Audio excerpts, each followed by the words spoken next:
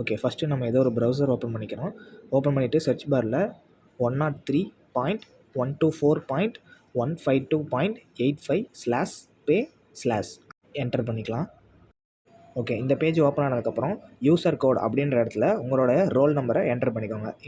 இப்போ என்னுடைய roll number நான் என்டர் பண்ணுறேன். என்டர் பண்ணிவிட்டு பாஸ்வேர்டு இடத்துல வெல்கம் எல்லாமே வந்து ஸ்மால் லெட்டரில் என்டர் பண்ணிவிட்டு லாகின் கொடுத்துக்கலாம். இப்போ இந்த பேஜ் ஓப்பன் ஆயிடுச்சு. ஓப்பன் ஆனதுக்கப்புறம் உங்களுடைய ப்ரொஃபைல் இந்த லெஃப்ட் சைடு கார்னரில் செக் பண்ணிக்கோங்க, உங்களோட ப்ரொஃபைல் தானா அப்படின்னு சொல்லிட்டு.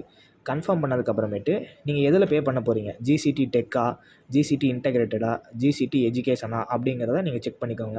இப்போ நீங்கள் பிஇஎம்இங்கிறதுனால ஜிசிடி டெக்கில் கொடுத்துட்டு ஓகே கொடுத்துக்கோங்க. ஓகே கொடுத்ததுக்கப்புறம் கேட்வே செலக்டட் கொடுத்துருங்க. கொடுத்ததுக்கப்புறம் உங்கள் நேமை செக் பண்ணிக்கோங்க, நீங்கள் தானான்னு சொல்லிட்டு.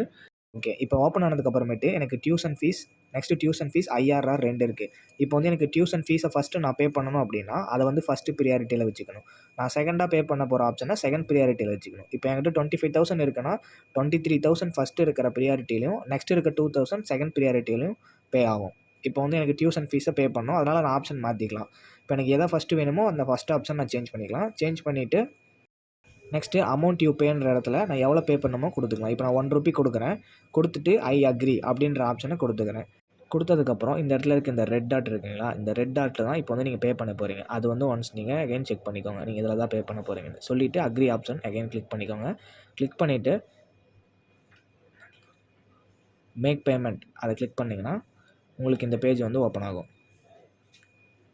ஓப்பன் ஆனதுக்கப்புறம் இதில் வந்து UPI, credit card, debit card, net banking, QR இந்த ஆப்ஷன் இருக்குது.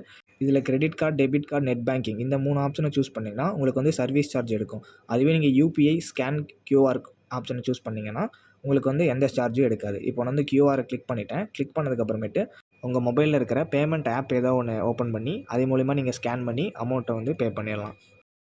பே பண்ணதுக்கப்புறம் இந்த பேஜ் ஓப்பன் ஆகும். ஓப்பன் ஆனதுக்கப்புறம் சென்ட் எனிவே அப்படின்ற ஆப்ஷனை கிளிக் பண்ணிங்கன்னா